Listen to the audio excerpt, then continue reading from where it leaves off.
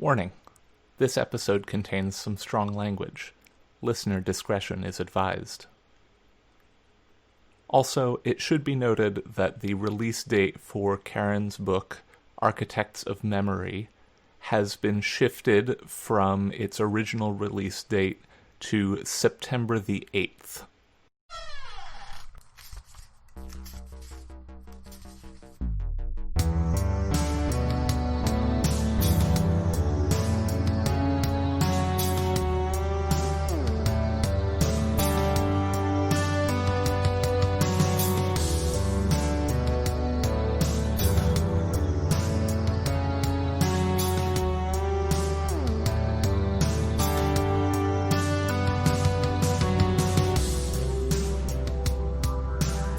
Hello, and welcome to Tales from the Trunk, reading the stories that didn't make it. I'm Hilary B. Bisnieks. On today's episode, I'm extremely excited to welcome our guest. She is a Theodore Sturgeon Memorial Award finalist and Nebula Award finalist for the year of our Lord 2020. Karen Osborne, welcome to the show. Hi, thank you, Hilary. I'm so glad to be here. I'm super happy to have you here. Karen and I have known each other for an indeterminate amount of time. What is time? Years time at is this fake. point. Especially in 2020, it's been at least a year that I've been in quarantine at this point. It's been forever. Who knows? Forever. So, Karen, you're going to be reading your story Slingshot Protocol, is that correct? That is correct. Fantastic. I'm very excited to hear this story. When we were talking before the show, you said, I have a really excellent story for this. I think it's going to be a great fit. So I'm excited to hear it. Yeah, it didn't make it in a very instructive way, I think. Excellent. Well, let's talk about that after we hear it. All right.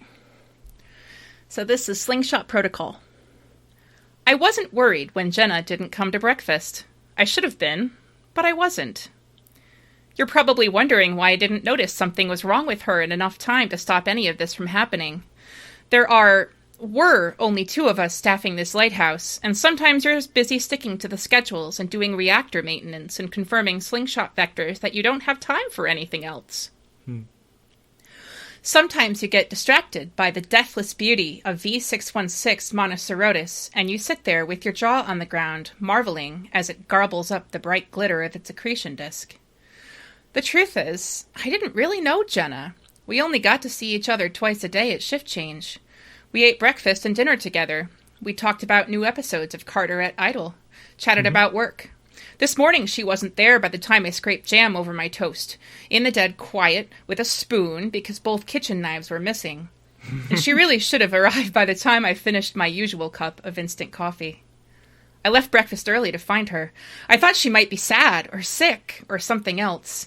It happens. I mean, I panic all the time. I'm panicking right now. In case someone finds this distress call, my name is Riley Beck, and I'm an engineer from the Ross Carteret Company. I had nothing to do with Jenna's plan. Please don't take this out on my family. It's not their fault. It's not my fault. The lighthouse was supposed to be an easy assignment, something I could do without triggering my panic disorder, but I'm going to try to tell it all straight so the investigators know what really happened, but I can't. It's okay. It's okay. It's all going to be okay. It's all okay. I'm sorry about my voice. I know I sound like I swallowed a hedgehog whole. That's the smoke. It can't be helped. This lighthouse guards a section of the approach to the K-17 sector, specifically the Monocerotis black hole. So if you're hearing this, you need to stop, now. You're probably getting already too close. You're excited about getting to K-17, to the outer colonies and all that accessible neodymium, right? Then you want to avoid getting destroyed by Monocerotis, trapped in the Coruscant spin field, or entranced by the screaming husks of the battle at Tribulation. Without my lighthouse, you'll have to rely on your own guys for the Slingshot Protocol, and you need to ask yourself if they're really that smart. I'm rambling, I'm sorry. Running out of time, too. The door to Jenna's room was already open when I got there. The room felt hot and dark and wrong. In the light from the common area, I could see Jenna laying on her bed, her blanket twisted around her bare legs like she'd been having a nightmare. Her boots were by the door, their heels coated in something that looked like glitter. Her right hand lay limp over the side of the bed, with a framed picture laying upside down on the floor, like she'd dropped it when she fell asleep. I wondered what was so important that she'd waste so much of her weight allowance on a metal picture frame, of all things, so I looked. The photo was Jenna and her mom in Blue Co. sweatshirts, standing in front of a sign, Blue Haven Colony, population 723. You've seen that sign. Everyone's seen that sign. I told you, I didn't know her well. She'd always been cagey about her past. If I knew she'd been Blue Co., that she was from Blue Haven, that her family died in these experiments, I absolutely would have told someone. I mean, maybe if she got some help, some therapy, some medication even, maybe she wouldn't have... I shook her shoulder, tried to wake her up. That's when I noticed she wasn't breathing. I hoped her stillness might be an illusion, a trick of my panic-prone mind, like that horrible extended moment when you first look at a clock or skip a heartbeat and the world stops completely. But she was as still as any dead thing, as still as her wrench or her sweater, flecks of dried white foam on her lips. My fingers scrambled for her pulse, but her skin was tough and cold like she'd been dead for some time, hours at least, and that wasn't all. Jenna's left hand was icy tight, clutching a pill bottle and a scrap of paper. Real paper, with actual handwriting. Her suicide note. I pried her fingers open. The bottle dropped to the floor empty, so I figured she'd overdosed on something. I don't know what. She didn't tell me in the note. I left it all up in her bedroom. There's no time to get it now, so I can't tell you word for word what it said.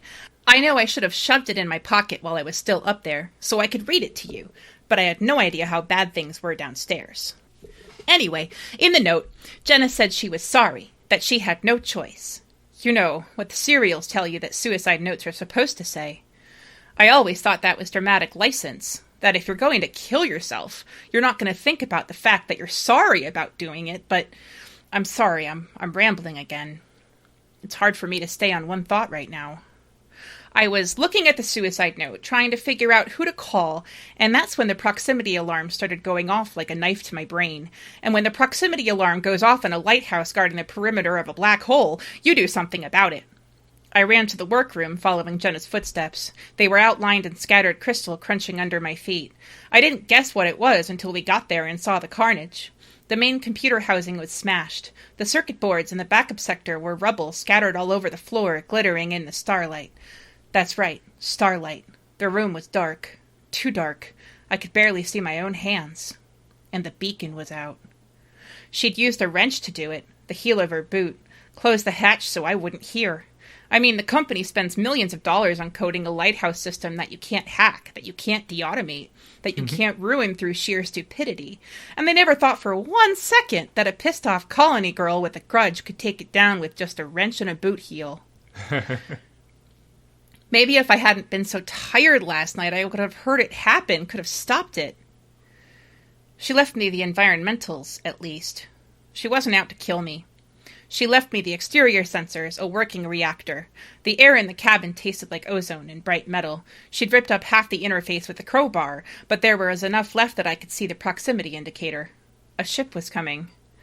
A passenger liner. The beacon was out, and a ship was coming. The entire room should have been lit up so bright against the black hole you could see it cascading through the nothingness for days. But now I was completely alone, and the light was out, and the only thing I could see was the shimmering nothing of the black hole, and the ship headed straight for it. I tried signaling corporate headquarters for advice, but she'd smashed the long range. By that point, I couldn't have spoken if I tried. I was panicking so hard that I dropped the spanner twice. It felt like there was a stone in my throat, pushing up into my head and pressing against the back of my eyes. You might know how it feels. You're all frozen and shaking and electric at the same time. I couldn't move, even though I was shaking, and I was breathing so fast I ended up coughing, because I knew what was happening here.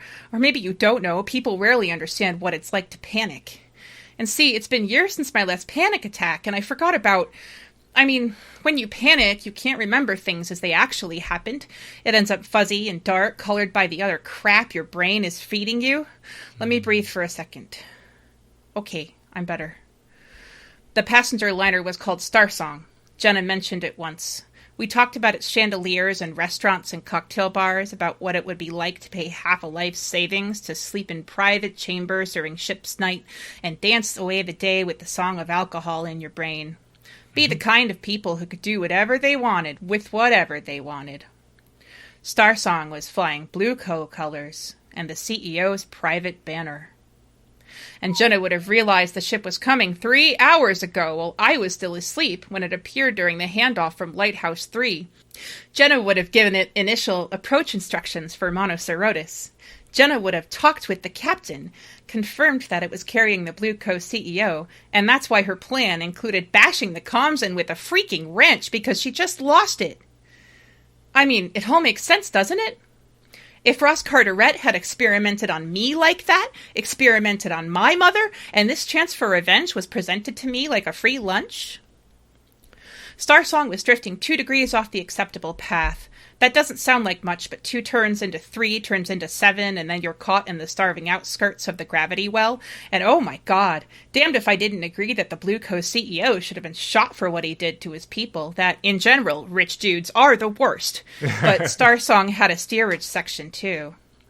They wouldn't know that they were dying until it was far too late. Maybe they'd be dancing. They'd notice their feet moving slower than their bodies. They'd trip over themselves, laugh, and sip their champagne. They wouldn't know they were already dead until their bones started to turn into spaghetti and their muscles into meat, until their arteries snapped and their eyes popped like grapes, until they were chunks of tongue and tendrils and nerves, and finally just the atoms that kept human memory and compressing, unspooling DNA. And if I didn't stop it from happening, it would be my fault as well as Jenna's. I tried to hail Starsong on the short range, even though I knew Jenna probably smashed that, too. There was a monster in my throat, the same old familiar clawing horror, and I had to try, in case, you know? The only answer was the clicking static of interstellar radiation, the blank hum of a broken broadcast. I had to dig my nails into the palm of my left hand. Sometimes the pain helps you focus, see? Since I couldn't call on the comm or send new coordinates, I decided to see if I could fix the light itself and do things the old-fashioned way. You know, Morse code. But Jenna burned out 3 welding tools, melting the wires that sent the signals to the backup batteries and the extra lenses. Efficient. I wasted 6 minutes trying to salvage the wiring, then hacked open the top of one of the batteries to attempt a direct connection, filling the compartment with acrid smoke. Screwed up my lungs something bad. Probably some other things too, but I don't have time to check. I know what you're thinking. And yeah, I thought I still had options too. I tried them. Panic disorder doesn't always mean you're going to curl into a ball in the corner, even if the voices get in your head and make your hands shake. We know what we can do. We should be allowed to do it. We're fine. I'm almost out of time. I tried everything, see?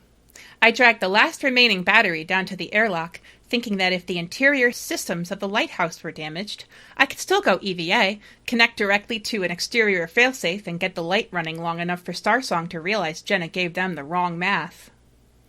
That's where I found the missing kitchen knives. Jenna thought of everything. She'd launched the escape pod.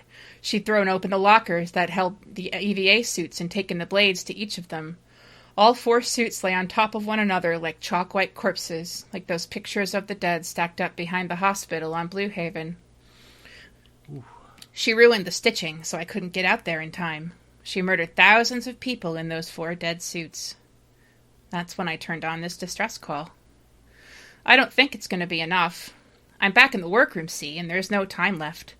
The passenger liner is close enough to the lighthouse that I can see the graphite-bright hull, the portholes, the paint. I imagine the people on board. They'll be crowding the windows like anyone does on their first approach to K-17. Jaws open, tongue still, breath hot against the blank porthole, V616 Monocerotis burning a blank in their memories. I'm not talking about the CEO. I'm talking about the other lives aboard Starsong. The strivers and dreamers in steerage, the middle managers working their mongrel calculus, the guys that pour the drinks and serve the food. How much responsibility did they have for the terror at Blue Haven? Jenna wanted to destroy the CEO. It was reflexive. She hadn't even thought of everyone else, hadn't thought of me, hadn't thought of the dizzy terror I'm feeling from a brain stuffed with thoughts of you can't and you won't and you will never. And I can't stop talking about the people. They're just like us.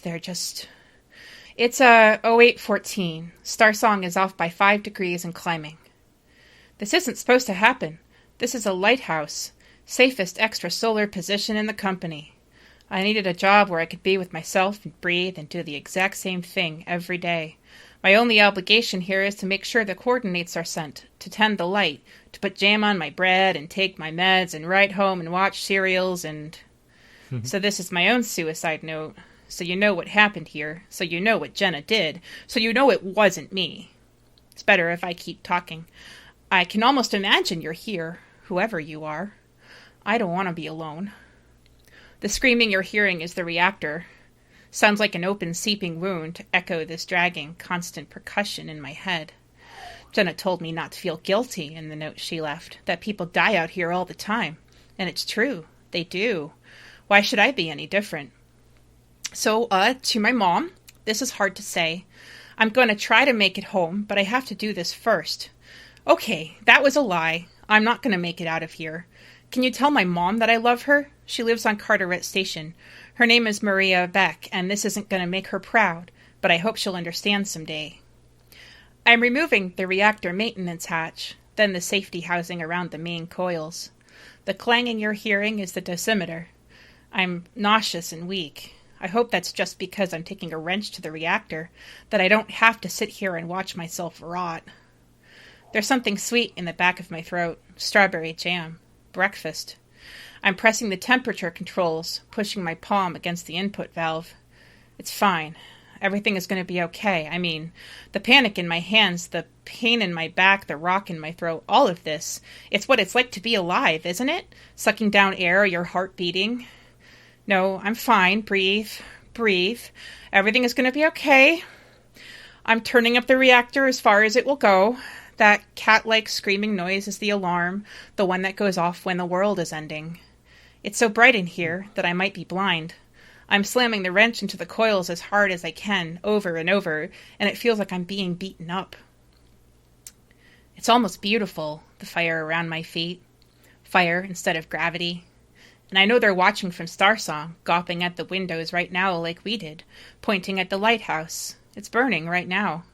They're not going to be able to miss this. Someone's going to see this. Someone's going to understand. Someone's going to slow the ship. They have to. Someone's going to make a course correction out of the brilliant candle of my body. Someone else is going to check the vectors and start hyperventilating, shaking, the pressure behind their eyes. They're going to run to the bridge. They're going to see the lighthouse, bright against the dark, steering them home. And it's going to be all right. All of these people are going to live and... Whew! Ooh, mercy. That last is a run-on sentence, and I think it's the only time I'm ever going to get to use a run-on sentence in actual writing, so... I mean, that's fair. That, like, as somebody with a history of panic attacks, like, that is how a panic attack feels, and... yeah. You run that sentence right on. Yeah, it's a long sentence. It's a good one, though. It is a good one. Thank you. Yeah, I have a history of panic myself, and writing this story, I had to stop about 4 or 5 times because I would write myself into, like, breathing too hard. I'd be like, oh my heavens. And I'd have to stop and walk away and breathe and then come back and sit down and going, no, I'm not actually in a lighthouse. I'm in Baltimore. Yeah. Yeah. You need to, like, stop and take the writing equivalent of your Ativan and then be okay. Yeah, it was me trying to work that into a story. Mm-hmm. And I tend to work things into space all the time. I put things in space. That's what I do. I love space. I love science fiction and space stories. And Makes sense. So that was, we as writers, we like to think about and do things and write things about the stuff we think about all the time. And so that was one of the things I did with this story. Nice. Yeah, I really, like, everything about that was... I was listening to it, I was like, okay, yeah, I see all of the Karen Osborne in this story. Yup. It's a very Karen Osborne story, isn't it? Yeah. And it was very hard for me not to think about the absolutely gorgeous cover for Architects of Memory, listening to that, because, like, so the first time I saw the cover for your debut novel, which is, as of the time of this airing, coming out next week. Holy wow, what the heck? Yeah, next week. But the first time I saw the cover for that book, it absolutely took my breath away. It was like, you know, this is spaceship books right here. Or in this case, spacesuit books. Mm-hmm. When I saw the cover of that book, I couldn't speak for a good... I couldn't speak for a good, I want to say, like, a minute. Like, I was across the table from my editor, and my editor's just looking at me, and I'm just like, this is everything I ever wanted!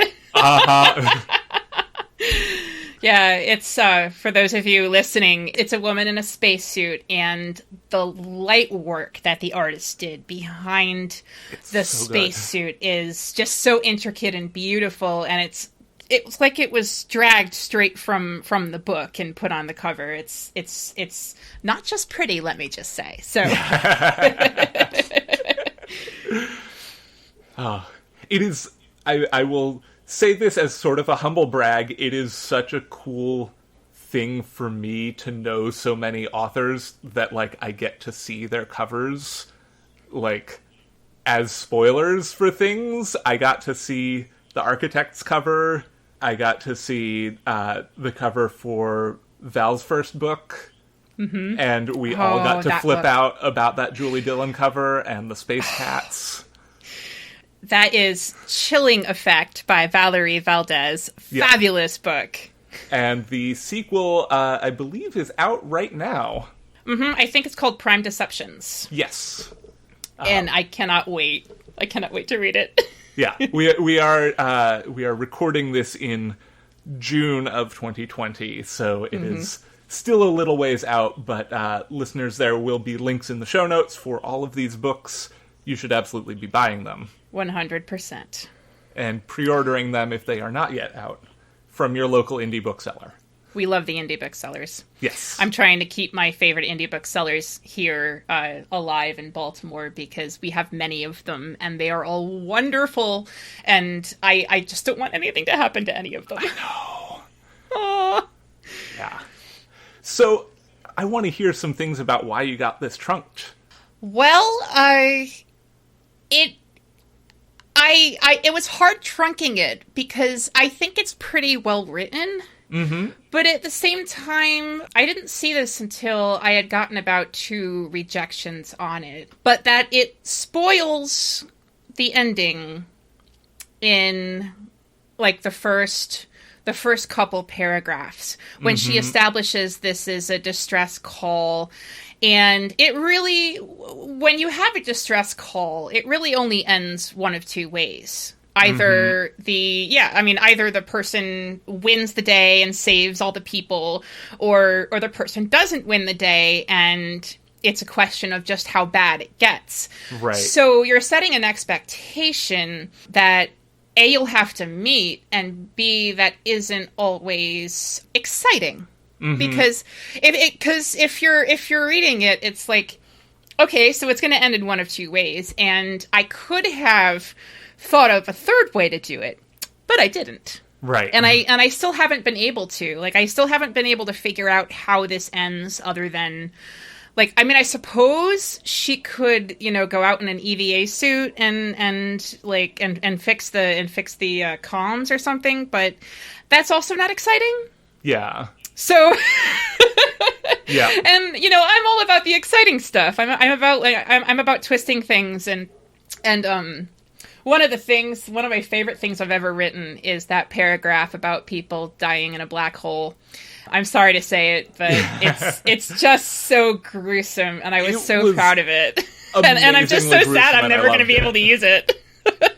So the screen that I am looking at that you are on is basically right in front of one of my bookshelves, and I can glance 1 foot to the right of you and see my 3 volumes of Junji Ito's Uzumaki.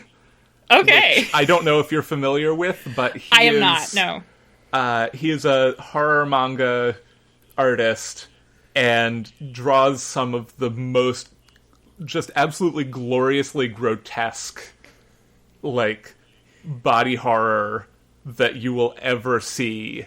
If you are into body horror, I would highly recommend Uzumaki and all of Ito's other work, and also his completely non-horror. He has an autobiographical series that is just about him living with his cats. That is the exact same art style, just without any of the body horror. See, that's the wonderful thing about writing, though, because I didn't think I was into body horror until I wrote this story and my novel and a whole bunch of other stuff. Like, I had no idea, like, and all of a sudden... Yeah. And there's body horror in the novel, too, very, very much so. And, you know, and every so often you write something and you're like, oh, okay, I guess I'm into that. That's new and interesting information. Yep. And that's one of the things I just really love about writing. Yeah.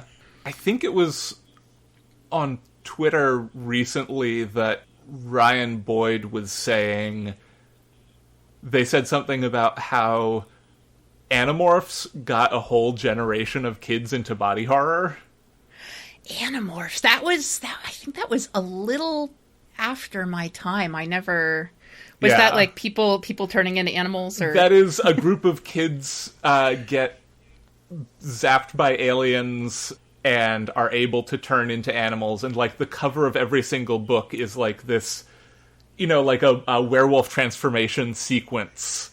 Oh, fabulous! I'm so sorry I missed this. Oh man, they're so good, and like the whole series is about like dealing with PTSD and the trauma of war, and because like these kids just get sucked up into this intergalactic war, basically. Oh my! And these are like middle grade chapbooks that I just devoured when I was like 11 and 12. Like, we had the whole series in our classroom library, and yeah, they are fantastic. I think they were recently released online as just like a series of free ebooks. I'm not sure. Oh, wow. I'll see if I can pull up the link and I'll put that in the show notes as well. But that'd be cool to read. That would be really cool to read. I love reading things from, you know, childhood again, and seeing what you got out of them, like as an adult, what stuck with you, what didn't stick with you. Things that were like, oh, I understand why I love this, and then other stories that are like, oh my, okay, we're just gonna like put that over there in the corner and pretend we didn't read that. Some things got hit by the suck fairy, and some things did not. Yeah, some things really got hit by the suck fairy. We will not be naming names. Yeah. If you would like to hear authors naming names about things that got hit by the suck fairy, I believe that one of the recent, maybe episode 61 of Be the Serpent, they are talking about nostalgia and do name names of some books that got visited by the suck fairy. But it's sad, though, because, you know, I mean, it was so good when you were like 12 or 13 and you're going through that moment, and then you look back on it and you're like, that's actually sexual assault. My God, what? Yeah. And it's interesting to see the stuff you don't see that goes right over your head. And then you think about, you know, taking your nephews or your kids to a Disney movie and how that operates on both levels, and how good stories operate on a number of levels. Yeah. Yeah. Which this one doesn't. I am currently rewatching all of the Netflix She-Ra reboot after mainlining it a couple of weeks ago. I am now re-mainlining it, and it is one of those things that I can watch as a, 33-year-old man and feel like, yeah, this does not have the suck fairy in any way, shape, or form.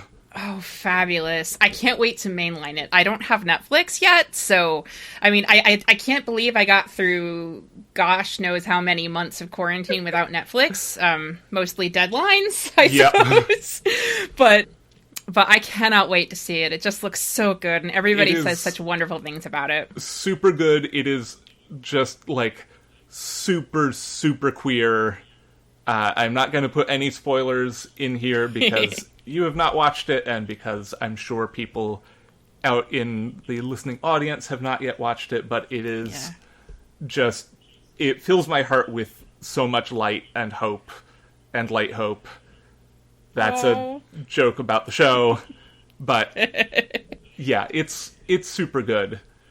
Going back to something that you were saying about the distress beacon just reminded me of, like, we write ourselves into these things sometimes where it's like, okay, this is giving away the ending, or like there are things that we start writing a story and we're like, okay, I know how this is going to go, and then you get to the end and you're like, this is great, and then somebody else is like, actually.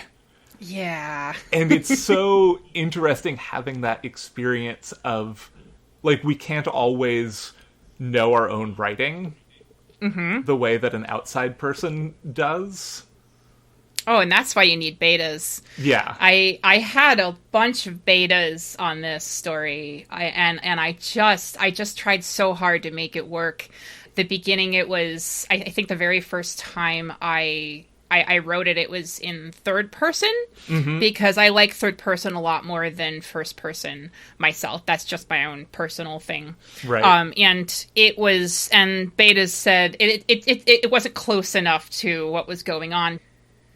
The other thing that somebody mentioned, one of my betas, was that there's no conflict with Jenna. Jenna's gone. Jenna's dead. Jenna's done her thing, and I'm heavily into, like, I grew up with all those golden age stories of, man versus space, haha, and so that kind of creeps in every so often. I really love space horror and person against the world sort of things. But that's not always something that works. It has to be a very certain character. It has to be a very certain thing to make it work. So that's another thing my beta told me that I roundly ignored before I started sending it out.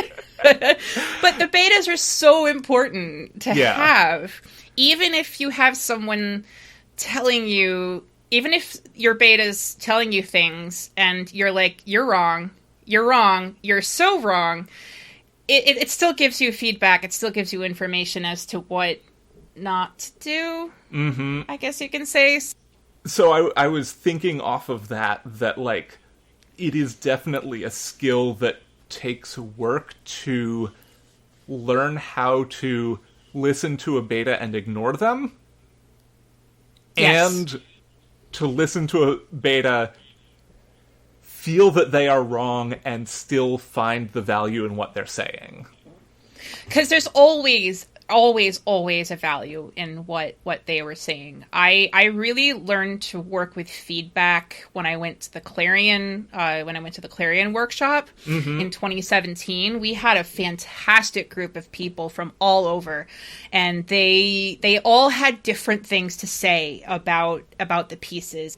I would throw them more standard fantasy stuff, fantasy science fiction. There was one story that also got trunked from Clarion. That was basically a Matrix clone. I'm very sad about it. But every one of them had a different thing to say.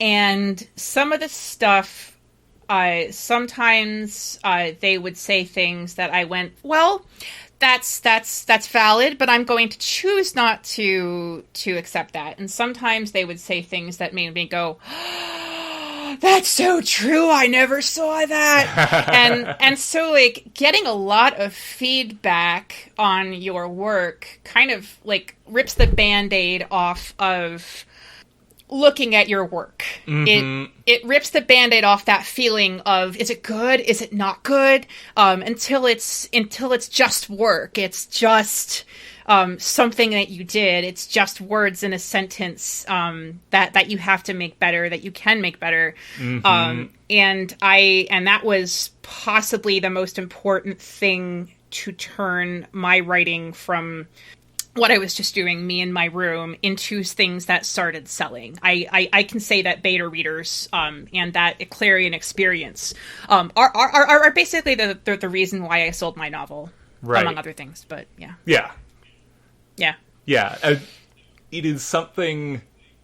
So for me, I started writing with the intention to get published when I was still a teenager. Me too. Is, and like being a teenage boy person, like you can imagine the kind of stories that I was writing. And that I was very, like, it took me years to stop being so precious about anything that I was doing with my writing.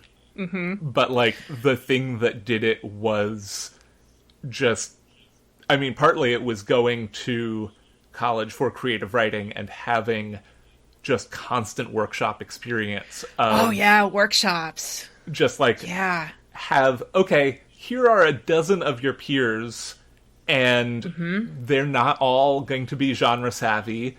You're not always going to be able to write genre stuff because some professors are stinkers. Yep. And they're Silly all professors. going to have opinions, and you get to decide which of their opinions are, like, you're going to take. But like everybody has something to tell you about it. Yeah, and you can look at and you can look at someone and go, that's wrong. But you also have to look at it and go, there's always a right in the wrong. Even when you're dealing with writing. Not morality sometimes, but when you're dealing with writing and work, you can always look at someone and say, like for example, I mean, when I wrote this, I didn't think it needed Jenna in it, but I can look at that and go, and like part of me still goes, maybe there was a way to do it to not put Jenna in, but part of me remembers what that editor said and goes, do I want to put Jenna in? And the answer is, it would probably be a better story for it. And the answer is nope, I don't want to write that. So, and that's part of the voyage of discovery as a writer, right? And all of that, even the negative stuff, is just fodder for the next thing that you do. Yeah, it's and all extremely valuable.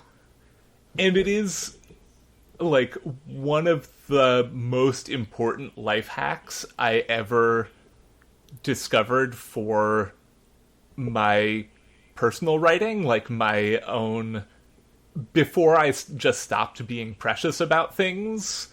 My life hack for how to kill your darlings was versioning my drafts. Like, every single draft has a distinct version number, and I can sequence them all out in my folder for each one.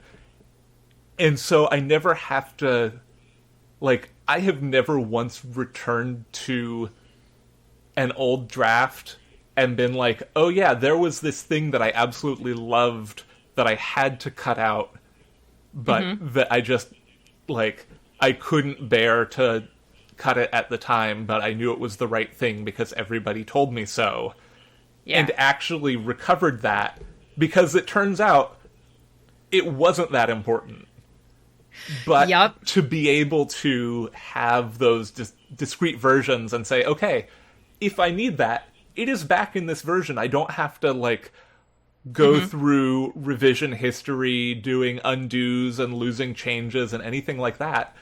You just cut it, you make a new version that doesn't have that thing, and it's there if you need it, and you never will.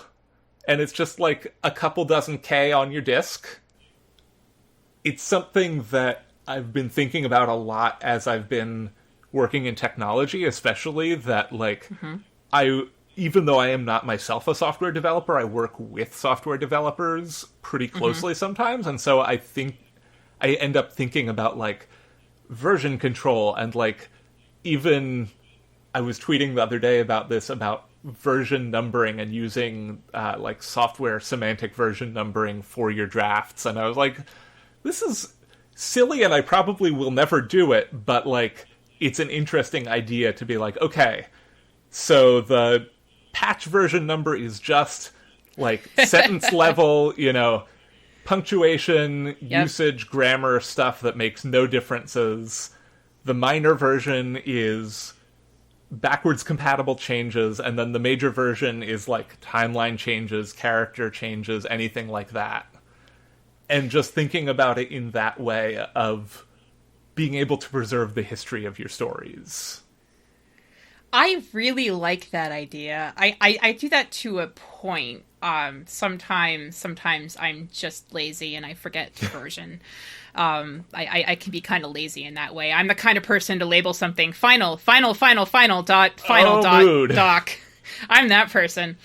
But I was thinking about when you were talking about versioning, how that's publishing, though, because publishing is versioning, whether you're doing short or big, and it's not done until it's printed. It's not done until it's printed.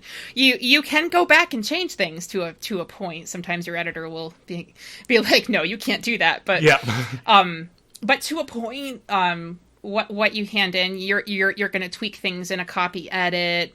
Your editor's going to have questions, and it's not over until you hold that book in your hand. And even in some ways, sometimes authors get their rights back and do the definitive version or whatever. Yeah. And if we're talking ebook, you also have, like, with ebooks, you can actually patch the ebook to be like, okay, there was a copy editing mistake. Wow, you can patch an ebook? I didn't know that. That's amazing. Fantastic. I don't know how often it happens. Most of the time I've seen it on the Bad River site. I've seen it with their ebooks that they'll just update the cover to be like... I think this happened with The Martian for me, that I had bought The Martian way back just when people were talking about, oh, this is a good space book. And I was like, I want a good space book.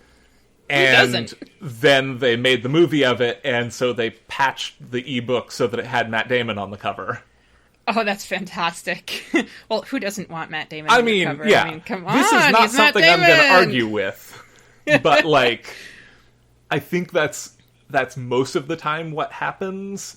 But I know, especially in the, like, self-pub space, that there is a lot of, like... okay, I've had a chance to, like, you know, somebody wrote to me and was like, hey, there are these grammatical errors in this, there are these punctuation errors, and you can actually go back in and change it, push a new version. You know, I think it's also a thing that kind of happens with fanfic. That, like, I've done that with my own fanfic, yes. If you go on AO3, you can see, like, what's the most recent revision of a story, and, like, it'll tell you, you know, this was last edited on, and it has that meta space for commentary of, like, okay, here are my notes, and you can actually, like, put in patch notes if you wanted to. Patch notes on fanfic. That's very modern. I love it. I know. It's something I've thought about, because it's always, like, where my brain is that I want to, like, know what I changed. Yeah, I'm kind of a person that when they're done with something, I don't, like, if I am allowed to continue working on something, I will work on it until it's blue in the face and dead. So at a certain point, my very first editor, my very first newspaper, I remember, like, I think it was the third week I was in, I was trying to finish this for deadline, and deadline had passed, and he shows up at my door, and he knocks, and he's like, "You know what, Karen?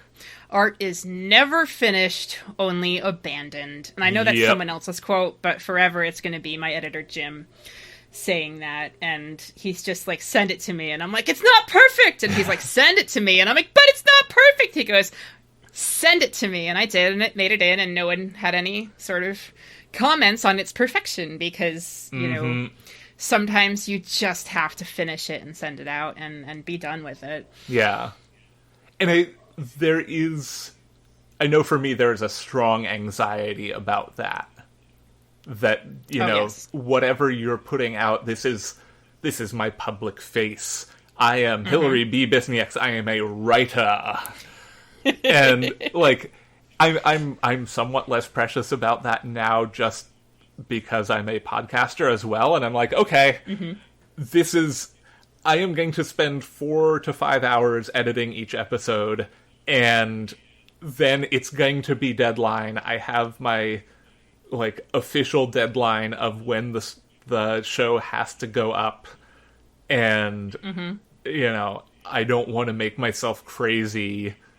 So it's just going to be what it's going to be. And, like, it's going to be fine. People are going to listen to it. Like, people listen to so many podcasts, they're not even going to remember, even if they even notice the mistakes I make, they're not even going to remember them.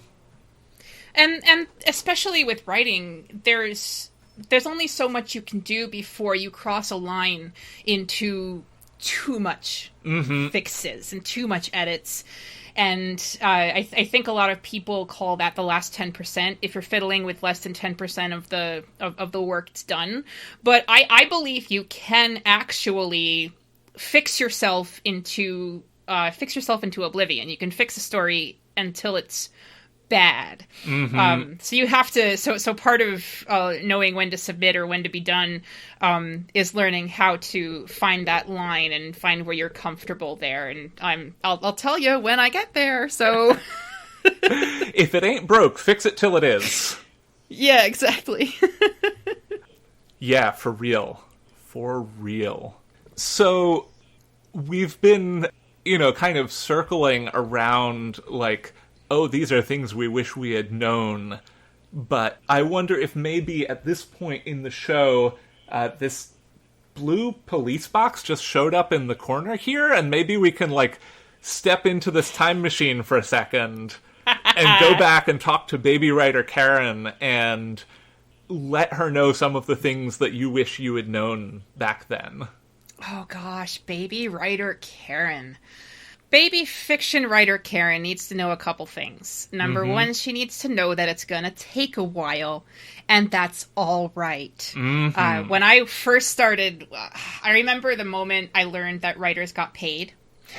That being a writer was a job, that, like, the books in the library weren't just there for fun. I remember that moment. It was 7th grade, and my teacher had just told me, and I was like, wow, this is so awesome. So, you know, from then I just wanted to be a writer. And I thought, you know, when I was starting out and even in college, that by 25 I'd have a novel. By 25 it'd be, you know, it would be out there. And 25 passed, and 30 passed, and 35 passed. And at 35, I was like, you know what? If I don't do it now, I'm never doing it at all. I'm just going to do something for fun, and we're going to start off with that and see what happens. But she also needs to know that she couldn't have done it at 29. Like, I wrote a novel at 29, and it got trunked, and it is never seeing the light of day. I just didn't have enough experience at that point. Like, I had a lot of experience. I was working at newspapers. I was seeing a lot of things, writing about a lot of things, talking to a lot of people. But there was just still some stuff I needed to know. And I would get that in my 30s. And so by the time I was 35, I had this job where I was running my own business, and I was working 80 hours a week. And it was hard, and I ran into some things. That's where my panic comes from. And I had to look at myself and really figure some things out about myself and where my priorities were. And I don't think I could have gotten there without the bad stuff that happened in my 30s. Mm-hmm. So baby Karen needs to know that it's going to take a while and that that's perfectly fine. Mm-hmm. And that's not something that's easy to hear when you're 25 and you have all that energy and you're really gung-ho and you want to do it now because, I mean, that never changes. You're always gung-ho. You always want to do it now. So yeah, that's nice. Yeah. Which is the other thing. Oh, sorry. Which is just, it's not to say like you cannot write and get a novel published at 25 or at 20 or at 30 or any other age, but, everybody is on their own path. Oh, yes. Everyone is on their own path. Everyone is doing their own thing. And for me, I needed that time. Mm-hmm. You might not need that time. Other people might not need that time. I definitely needed that time. Someone who is 15 and listening to this, you might finish a novel that gets published at like 19 or 20. People have done it. Mm-hmm. But it's all about your own personal journey. Mm-hmm. And in my case, I needed the time. One of the things that I loved seeing was when I signed my book deal, I went online and I Googled ages of writers on first deal, and the majority of them published their first novel somewhere in their 30s or their early 40s. That's mm-hmm. the majority, and that's the truth. And you see people on either side, and I just think that you as a person, as a writer, need to concentrate on you and your craft and where you are. And if that's a novel when you're young, that's fine. If that's a novel when you're 50, that's also fine, because it's going to be your novel, the one that you wrote, mm-hmm. the one that accurately represents you, that carries you into the world. And I think that's a beautiful thing. Yeah. Yeah, I can't help but think of, for instance, Martha Wells or Anne Leckie, who, Martha had a long, long journey to get to Murderbot author Martha Wells. Mm-hmm. And, Anne Leckie didn't publish Ancillary Justice until she was in her 40s. And went on mm-hmm. to win every award. Oh, that book is so good. It's so good. And Murderbot. I love Murderbot. I am obsessed with both of those books. So I will say that in the final season of She-Ra, that there is a very satisfying parallel to the Imperial Ratch trilogy in the final season of She-Ra. Oh, I need to see this now! And it is, it's very satisfying even if you have never consumed any of those books, but as somebody who is, engaged with the content of, an immortal god emperor with an army Yay. Of clones... Oh, yay! It is so good. So good. Oh, I'm gonna have to get Netflix now, Hillary. Yeah. Thanks. I really have to get Netflix. Oh. So one of the things that I'm referring to the show notes that we had written up beforehand, which listeners of this show know never happens. But that the best writing advice you've ever heard is keep your eyes on your own paper. And I think that's so vital. I first heard that at Viable Paradise, and I don't know why I hadn't heard it before, because I'd been writing since, the beginning of time, right? Mm-hmm. But it took me until I was 36 to hear it, and it made so much sense. eyes on your own paper, because there's always going to be people ahead of you. There's always going to be people behind you. There's always going to be people who are on this podcast or that podcast, or they're, or they got to be this and you are over here, and they got a bigger advance and you didn't, or whatever. Well, whatever the case is, you can drive yourself bonkers thinking about other writers. Yeah. And you catch yourself doing it sometimes because it's such a subjective business, and everybody goes on their own path. So, such a different path for everyone. Mm-hmm. When you're dealing with yourself and when you're dealing with other writers, eyes on your own paper, be happy for your friends' successes, cheer them on. Whenever someone does something fabulous or wonderful, go say, "Go you, that's great," and then turn back to your own novels and your own stories and your own work and your own journey and concentrate on that, because otherwise you will go bonkers. Yeah. Yeah, and this is especially in, the awards season. Awards season is hard. It's so rough. Awards season is tough. I mean, because all the awards themselves are run by different groups of people with different sorts of judging and different sorts. Because the Nebulas are run by, the Science Fiction Writers of America, and they're voted on by other writers. Hugos are voted on by fans. Locus, I think, is a board. I could be wrong. Yeah, the nomination I'm probably is fans, wrong about that. And then the final is a panel of judges. Mm-hmm.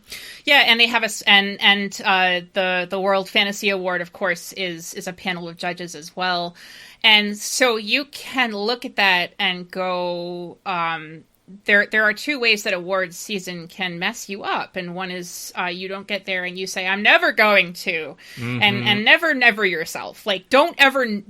Don't never yourself, because if you never yourself, then it's never going to happen. You can't say you're never going to do it, right? Mm-hmm. That's my own psychological trick, is never say you're never going to do it. Oh yeah. But you can. But there's also a temptation to because when I got my Nebula nomination and it went up on Twitter, I literally spent the day my phone died. Yeah. Because I kept on getting so many notices, and there's a temptation to go, yeah, I've arrived, I'm here, woohoo, I have a Nebula nom, but you can't do that either, because you haven't arrived, you've just begun, and and Everest, I forget who said this first, but I think it's somebody in the SIFWA. Oh gosh, I can't get the name. Who said this?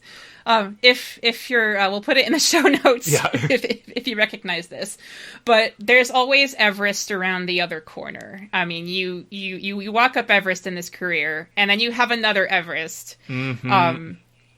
I remember when I handed in Architects of Memory, I felt so good. I felt like the world had just I had just arrived, I was here, and then I turned around and went, oh, now I have to write the second. And all of a sudden, because whenever you finish something, there's always something around the other path, and if you're worried about what other people are doing and where they are, you're gonna trip on a rock and fall and break your nose. Yeah. So you just gotta keep yourself focused on what you are doing during awards season, during every season. Yeah. Yeah, for sure.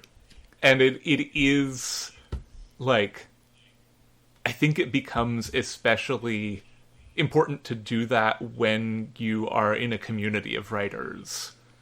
Because otherwise it's just so easy to fall into, I have friends who started writing at the same time as I did, and it can be really easy to compare my own successes or perceived failures to theirs. Mm-hmm. And, in the past when I've done that, I feel really shitty. But when I can step back and say, oh yeah, no, they have been on this path where they have been able to do these things, where they have spent this time, and I've spent my time in other ways. I have been on a different path. Like, my life looks completely different from theirs. And that's okay. Like, I'm in a good place. And being able to just see that is super important. It's the same thing with, like, imposter syndrome, right? Mm-hmm. There's, if you keep, like, when I started, I certainly never thought that, I started writing seriously again during NaNoWriMo of 2015. That's when I started Architects of Memory, so November of 2015.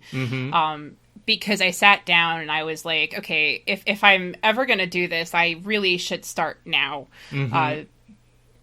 So never in my wildest dreams did I ever think back in November of 2015 that I would have, like, a duology with Tor and two award nominations for these big awards, and, like, people, you know, going, wow, that was a great story. I didn't even think I would have any stories out there, but it's...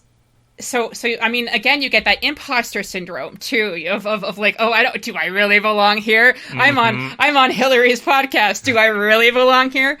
But it's the same thing with imposter syndrome and keeping your eyes on your own paper. It's whether you're jealous of people or whether you're kind of down on yourself. It's that comparison to other things and people and stuff that will hold you back. For sure. And I'm not saying that I don't do it now, because I do. I mean, we're on a Slack together where like yesterday I was like, oh God, I'm never gonna. And all my friends were like, no, stop. Right? Yeah. Right. I was like, I'm never gonna. But, the more time you spend thinking about other people's journeys, the less time you spend on your own and wherever that journey might take you. Yeah, for real. So we've spent a lot of time talking around Architects of Memory. I was wondering if you could give us an elevator pitch about this book that's coming out next week. So, Architects of Memory centers on indentured salvage pilot Ash Jackson, who's threading a very thin needle after an alien attack that killed her fiancé and ruined the company she hoped to join as a citizen.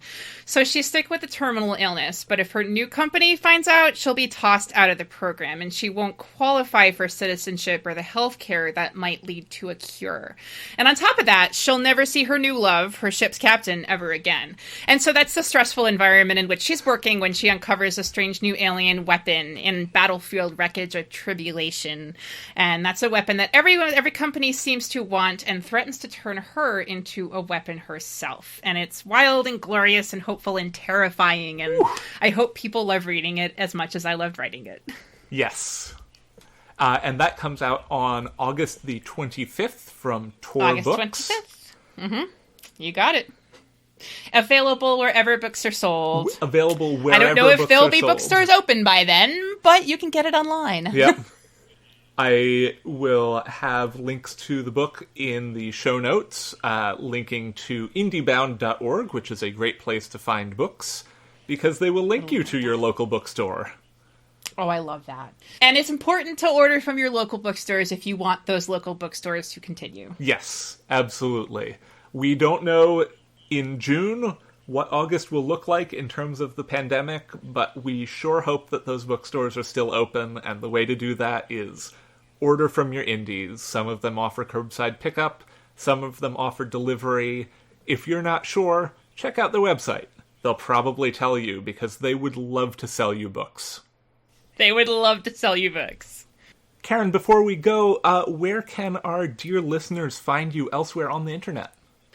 I am at Karenthology at Twitter and Instagram, and my website is www.karenosborne.com. Fantastic. Listeners, I would highly recommend following Karen on Twitter and Insta. They are both quality social feeds. Lots of Star Trek. Lots of Star Trek. Some just absolutely fantastic space nerd shit. Yes, I use Star Trek gifs rather liberally. So if you like that kind of thing, come over for a spell. Absolutely. Karen, thank you again so much for being on the show. It's truly been a pleasure. Oh, this has been so much fun. Thanks for having me. Absolutely. And thanks for letting me find a home for that little for my trunk story. It's so much fun. One of the great joys of doing this show is being able to have an outlet for other people's trunked stories where they can say, hey, I acknowledge that this is trunked. I can acknowledge the reasons. And also, I would love to share this with people because it still means something to me. Yeah, and I hope that it can, help other people to work on their own work and get where they need to be. Absolutely. Thank you so much. Listeners, join us again next month when our guest will be author Caitlin Starling. Tales from the Trunk is mixed and produced in beautiful Oakland, California.